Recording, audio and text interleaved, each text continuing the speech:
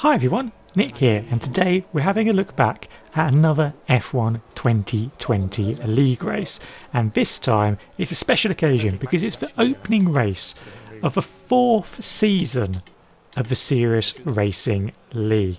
And as is kind of fitting for the first race of the season, we're in Australia and the Australian Grand Prix. Now, that is actually completely coincidental. We did a random draw for the Season 4 calendar, and it just so happened that Australia came out first. But it feels fitting. It's a nice, apt opener, and I think we can get on board with that. The big change, however, for Season 4 is that we're not doing realistic performance anymore. That was a Season 3 thing only. That's in the past. I'm absolutely loving that fact. Other people less so, but hey-ho, move on. Instead, we're in the multiplayer car. So everyone has been equalled up again, but we're back in the multiplayer car, which we were in Season 1. And we had Season 2 in F1 2020 cars, but equal performance. Season 3 was realistic in F1 2020 cars, and now we're back to the start again. So it's nice and circular there.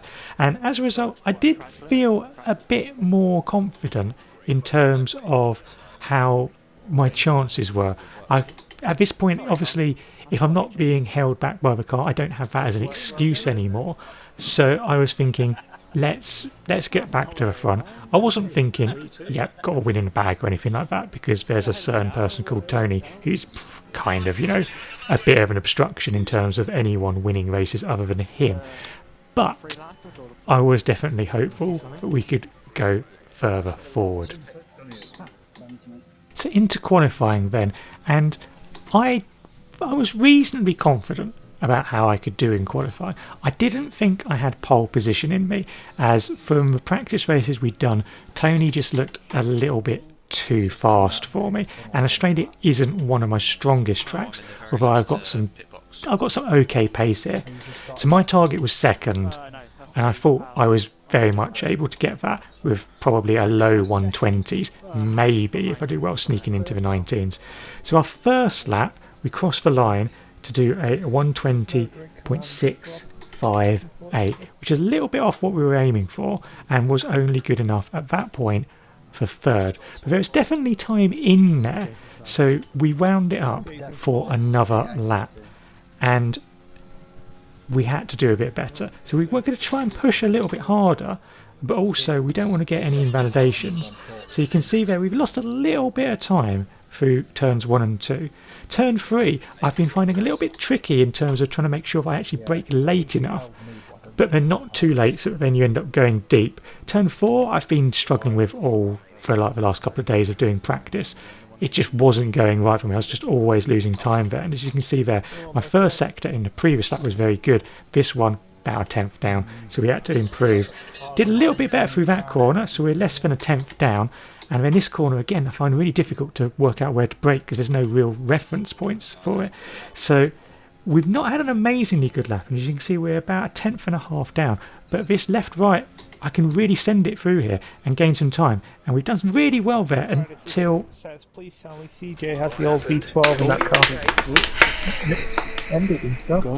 Oh, let's not get annoyed. I don't think Henry's got to beat you. sounds like it's too late. Yeah, you're probably still safe for top 3. Unfortunately for me, I think Tony needs to stick to the old F1 driving and not predictions, because he was wrong. I did not stay in the top 3. I was actually 7th in the end, as multiple people were able to overtake me. Looking at the time it was in second place, which is 120.3, I could definitely go faster than that. So I was incredibly frustrated at this point, and yeah, we weren't in the most positive mindset going into a race. But 5 lights, they're gone, we're off, and we're starting 7th. So we're going to see what we can do from the start. So first off, we brake nice and late for the corner. We've got Blarg and Hags in front of us, and Blarg goes a little bit too much onto the grass on the left, and it causes him to spin. So that's us up into 6th place. Hags goes a little bit defensive on the right hand side into turn 3, which lets us go round the outside, and then he drops it and spins and goes to the right there. So that gets us up into 5th place. So that's 4 corners, and we have got 2 places, so that's great. We're up to 5th place, and now what we need to do is see if we can get after the cars in front. We've got CJ who's in 4th and Frankie who's in 3rd. CJ's always very quick. He's always very quick in a straight line, so he's always going to be very difficult to overtake. And Frankie's always very difficult to overtake because he's just very difficult to overtake. We've spent many races stuck behind him. But the left-right is going to be always a difficult place at the start of a race. There's always one person who messes it up. Unfortunately, in this race, it was Maxi, and there's the inevitable lap 1 safety car. So, yeah, I mean, we had a predictions thing over on Twitch to see whether there would be one, and yeah, that was pretty much a slam dunk. I think everyone knew realistically that was going to happen. So, end of lap 3, and the safety car is coming in. We haven't made any pit stops, no one in front of us has pitted, so we retain our place. And we're a little bit cautious, as you know, we've seen before in videos. Try and be a little bit cautious on the restarts. It's a long race, we've lost a little bit.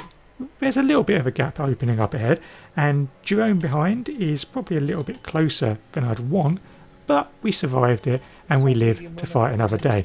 So we're going to try and keep as much as we can up with the cars in front. We're doing okay, but unfortunately towards the end of lap 4, Sonny unfortunately spins it, hits a wall, and you know what is going to happen in a moment, because inevitably it's going to be a safety car. So that's safety car number 2, and we're only 4 laps into the race. And we also, unfortunately, saw the death of Chugsy as he tried to make a late pit stop and crashed into a pit wall instead. We've all been there. He gave a laugh to the people behind him at least. Anyway, so end of lap 6 then, and we're already on our 2nd safety car restart. Again, try and be vaguely cautious, but again, we're conscious that last time we lost a bit of time to the cars in front, and we've kind of done the same again.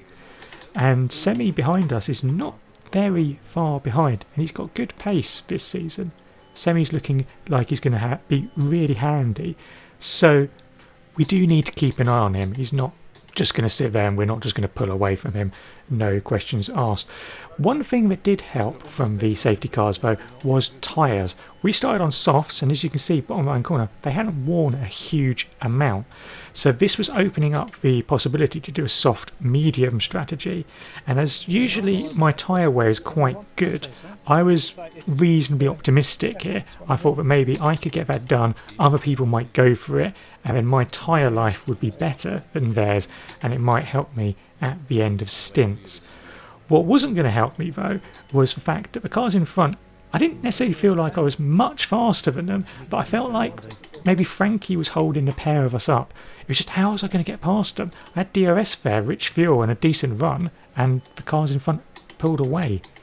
You know, CJ's usually got low wing, so it's not going to be easy to get past. One way we can get past him though is if he pits. So he pitted at the end of lap 12, and at this point we were thinking of going to lap 14. So this was an interesting development. The idea was get as close to the back of Frankie as possible before we pitted, and he'd already said in the pie chat that he was going to pit at the end of this lap, and that was really good because you can see we closed right up on him. However, one thing was going to divert that, because Port retired and we had our 3rd safety car of the race, and that meant that we were obviously going to pit a lap earlier than planned, put those medium tyres on and go to the end of the race. And while obviously that timing is actually quite good for me, I was a little bit disappointed because I thought that the strategy might be interesting to see how it unravels.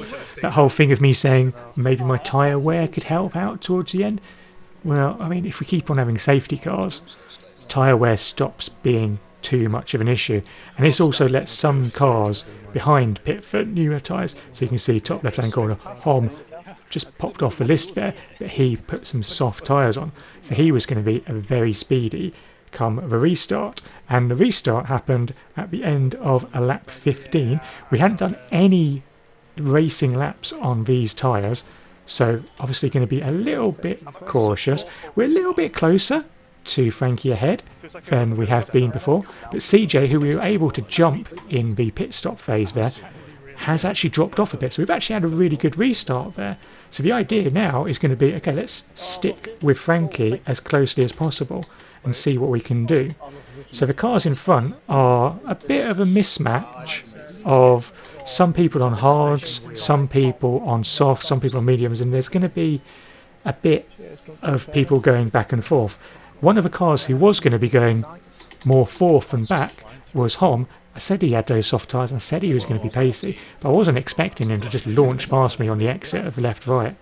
So that wasn't ideal, and that put us down to 10th. We have to slam the brakes on there as well to make sure we don't go into the back of him. Obviously, after a restart, the cars concertinaed together, so should be a bit more careful of that. And you can see the arrows behind. CJ's going to have a think about it into the first turn. Has a little bit of a look, but thinks better of it in the end. And you can see that Owl has been overtaken. We're going to go for the outside because he decided to defend the inside. Absolutely fair play. We're going to try and go around the outside. We leave him space on the apex of turn 3, but he's got the slightly further ahead car, so he's able to go round the outside of the following corner. And at this point we were getting a little bit frustrated because we knew that he was on old hards and we needed to get past him so that we didn't lose time to the cars in front. So we wanted to get on with it, and as you can see through here, we get a decent enough exit through there. He has a bit of a wobble, a couple of bit of wobbles really, so we whack ERS on, and we've got rich fuel on as well from all the fuel we're saving. We're looking at the inside, but up the inside here is not really what we want to do. Very fair from Al to let us have the inside line, but he's able to then have the inside line to the right hander, and that's another corner where we've not been able to get the job done. I'm also starting to get a bit concerned. We've got CJ behind, who is probably going to be thinking, okay, well, I know you're getting held up by Al, but you're holding me up, so I would like to get past pretty quickly. And obviously, I said before, he usually runs quite low wings, so he's going to be quite fast down the straights. So you can see here, we've got rich fuel, overtake. We're going to go up the inside of Al, but we're not going to get the job done as we're a little bit cautious. Again, he leaves us a room. That's nice and fair, so that's good. And we're going to have a second go at going round the outside. It didn't work last time. Can we get the job done this time? We break a little bit later. There's a little bit of contact. We get a little bit of a better exit out of that corner, and we're able to get it done this time. Get up the inside of turn 4, and we're back up into 9th place. So we need to get back to the cars in front. They're over 2 seconds ahead of us now, and by lap 19 we had got that gap down a little bit, so that was really good. However, there were some shenanigans behind us. Someone went round, and we have another safety car. So that's our 4th safety car of the race, and this let some people pit. So at this point I thought, don't pit, I can go to the end, and I'd rather have track position, but I'm still not entirely sure whether that was the right decision. It put us up into 6th place, but it meant that everyone behind us was going to come in and put soft tyres on, which would easily get to the end of the race, and they were going to have some very good pace. So 4th safety car restart at the end of lap 22, and we haven't got an amazing one. Again, it's steady, that's good, but when we know that the cars behind us are going to have more grip, steady probably isn't what I'm after. One thing that is potentially going to help though is that the cars ahead of us are starting to battle somewhat. There's a couple of cars up there who are on very old hards. Miles, one of them, battling with Beckford. Beckford gets pushed off the track, but we're not close enough to be able to take advantage of it, and it holds us up quite a lot. And Hom behind, you can see, is right on our tail. We lost momentum there, so we're thinking we don't want to get overtaken. We don't want to let him get through. We're looking here, we're braking late, we're going a little bit of a weird line because we're just a bit cautious of Beckford ahead, and it lets Hom sneak through. He just gets a much better traction with those soft tyres out of that corner and is able to squeeze through on the exit of that corner, and we're down into 7th place. And yeah, we weren't overly keen on this. As you can see, we were losing time to the cars in front, and I was thinking, how can I keep up with them? How can I do that? What I should have been doing is looking behind, because you can see the arrows, they're really solid, they're looking red, and CJ's going up the inside. We're going to leave a little bit of space on the apex, but we're able to sweep round the outside and hold the place, which was, you know, very important. We didn't want to let anyone else get past us, because if we got too many people past us, we weren't going to be able to do anything. We were just going to keep going backwards, I thought, at that point. So lap 25, a few laps left to the end, and Beckford unfortunately goes straight into the back of Frankie. Really unfortunate for Frankie there, but obviously for us, really fortunate. That puts us up into 6th place. So now, of course, one thing we were missing, you know, we'd done, what, about 4 laps without a safety car. So unfortunately, lap 25, DP retired, and you know what's coming next. Well, not quite. It's a virtual safety car, possibly because I don't think you're allowed to have 5 full safety cars in a 50% race, but it was a virtual safety car, so that was going to neutralise the race for a moment. And as you can see, top left-hand corner, people were starting to pick up penalties, and at this point I didn't have any warnings, so I was thinking we could do okay here as long as we stick with people. The delta is always really tricky to stick to, but I wanted to make sure but I didn't lose too much time to it. But you can see here we have to lift off a bit to just make sure, and we do lose a bit of momentum down the straight, and there's arrows behind us, and it's not the best virtual safety car restart we've ever had, but no penalties, no speeding, none of that. We'll take it. So penultimate lap, we're near the end of it, and we're still in 6th, and you can see that the 2 cars in front, and indeed Miles in 3rd, have got time penalties. Cars behind us have got time penalties. Unfortunately for Beckford, his pedals stop working properly on his wheel, which means he basically has no pace down the straight, so that lets us get through. He has to switch to the controller to try and regain some kind of momentum of his car, and that unfortunately really kills off his challenge for a good result. But that puts us up into 5th place, and you can see top left hand corner we're 1.6 off of Hob in 4th and 2.2 off of Miles ahead. Now Miles, very quick guy, but he's on old hard tyres, so we've got a tyre advantage on him.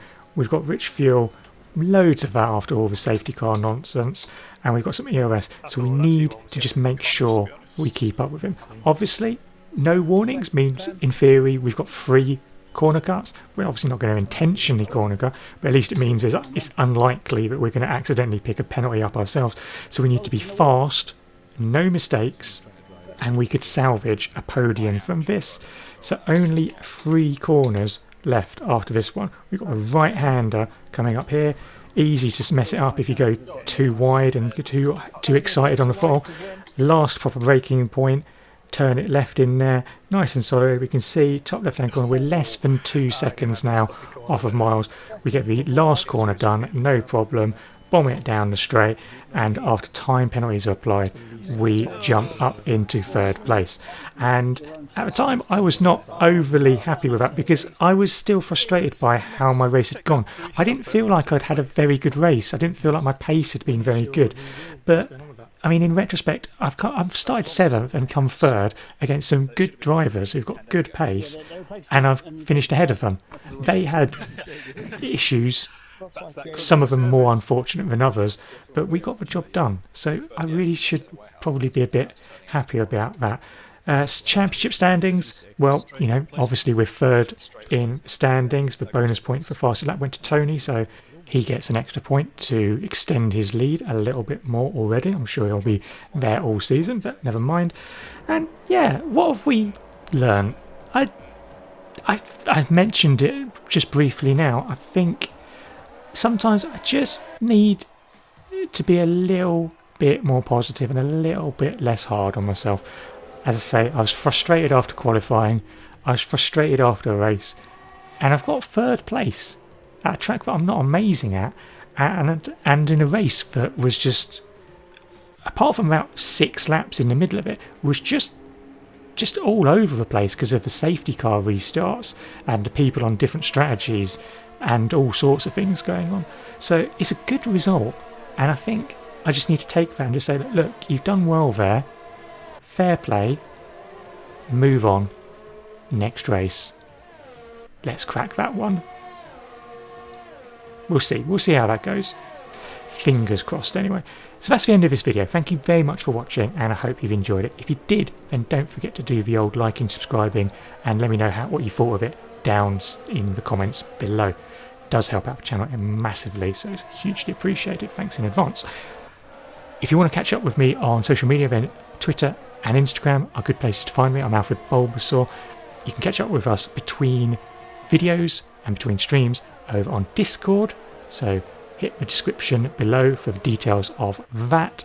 And if you want to watch league races like this every Sunday and every other Wednesday now, then head over to my Twitch channel. I'm Alfred Bulbasaur over there, and it's fun. You can see all of my stropping at only finishing third live as it happens. Why would you not want to do that? But until next time and the next video, goodbye.